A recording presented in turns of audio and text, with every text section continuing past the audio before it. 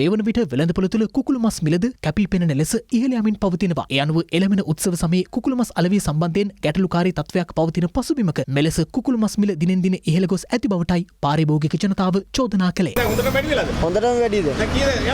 දැන් 1400යි 500 අතර යන්නේ. මාෆියාව තමයි මේ ඔක්කොම ෆාම් කාර්යයන්ට. ගාන වැඩි. ටිකක් අඩු කරොත් හොඳයි. ෆාම් කාර්යය ඔක්කොම එක මුතෙන් දෙනවා. කඩකාරයෝ එක මුතුවක් නැත්තේ. අපිට විකුණන්න බෑ කිලෝයක් කෙනෙකුට දුවනවා මිනිස්සු. අපිට දොස් කියලා. බැලලා යන්නේ 900ට තිබුණේ. දැන් අද බලන්න අද 1400ක්. එතකොට රුපියල් 500ක් වැඩි වෙලා තියෙනවා. එතකොට මේක මාෆියා එකක් කියන්නේ. එටයි වෙලා රුපියල් 50ක් වැඩි යනවා. එතකොට 1450යි. රම්සාන අවුරුද්දට තව සතියක් තියෙනවා. සතියක් යනකොට කීයක් වැඩිද? 1700ක් වෙයි. පාස්ස අවුරුද්ද යනකොට 1800ක් වෙයි. මේ කසාගේම එකක් තමයි. මාෆියා එකක්. උත්සවයේ කාලේ නැතුව අනිත් කාලේ දෙන්න පුළුවන්. අයි මේගොල්ලෝ දැන් මේ වෙලාවෙ මේ දෙන්න බැරි. අයි උත්සවයේ කාලේ ඉතල තමයි මේගොල්ලන්ට මේ සෙල්ලම දාන්නේ. එම අවුරුද්දම එහෙම තමයි කරන්නේ. කුකුල් ඉන්නව ඕන තරම් ෆාම් වල. දැන් මහා පරිමාණ කරන කට්ටිය කතා කරනවා ඒට රුපියල් 50ක් වැඩි කරමු කියනකොට ඔක්කොම ගාව වැඩි. ඔක්කොම කතා කරලා තමයි මේ වැඩේ කරන්නේ. මේ අතර අදටදී ඇති ලෝක පාරිභෝගික දිනය වෙනුවෙන් ජාතික පාරිභෝගික පෙරමුණ සංවිධාන කළ සමරුම් වැඩසටහනක් අද පන්නිපිටියේදී පැවැත්වුණා. එම අවස්ථාවට සිවිල් සංවිධාන නියෝජිතයන් රසක් එක්ව සිටි අතර ඉන්ධන ගැටලුව ඇතුළු පාරිභෝගික ගැටලු රසක් සම්බන්ධයෙන් එහිදී මෙලෙස අදහස් පළ වුණා. QR කෝඩ් එක